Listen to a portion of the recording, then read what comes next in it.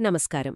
ఈరోజు మనం ఆంధ్రప్రదేశ్ విపత్తుల నిర్వహణ సంస్థ అంటే మన ఏపీఎస్డీఎంఏ జారీ చేసిన ఒక చాలా ముఖ్యమైన హెచ్చరిక గురించి మాట్లాడుకుందాం.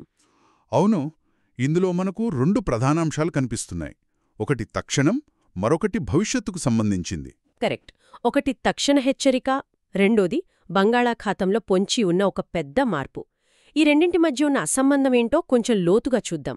సరే, ముందుగా మొదటి భాగానికొద్దాం.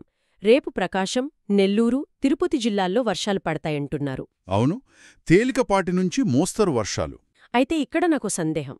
కేవలం ఈ 3 జిల్లాల్లోనే ఎందుకు? అంటే అక్కడ ఏమైనా ప్రత్యేక పరిస్థితి ఉందా? మంచి ప్రశ్న.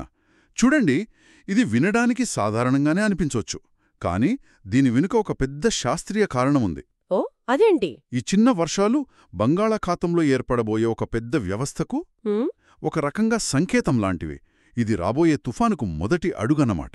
అర్థమైంది. అంటే ఈ చిన్న వర్షాలు కేవలం ఒక ట్రైలర్ లాంటివి.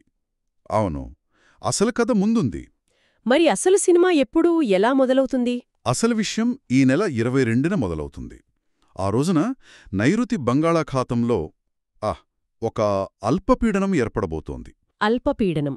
ఓకే. అది నెమ్మదిగా బలపడి 24వ తేదీ నాటికి మధ్య బంగాళాఖాతంలో వాయుగుండంగా మారొచ్చు. వాయుగుండం. అక్కడితో ఆగకుండా అది మరింత బలపడి తుఫానుగా మారే సూచనలు కూడా స్పష్టంగా ఉన్నాయి. ఒక్క నిమిషం, ఇక్కడ చాలామందికి వచ్చే సందేహమే నాకు వస్తోంది. ఈ అల్పపీడనం, వాయుగుండం, తుఫాను, అసలు వీటికి తేడా ఏంటి? చాలా సులువుగా చెప్పొచ్చు. ఇదంతా గాలి వేగం మీద ఆధారపడి ఉంటుంది. గాలి వేగమా? అవును, ఒక ప్రాంతంలో గాలి గుండ్రంగా తిరగడం మొదలైతే అది అల్పపీడనం.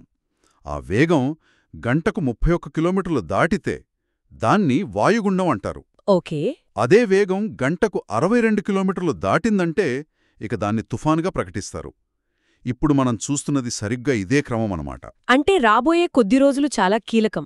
ముఖ్యంగా ఈ తేదీలు 22, 24 చాలా ముఖ్యమైనవి. ఖచ్చితంగా.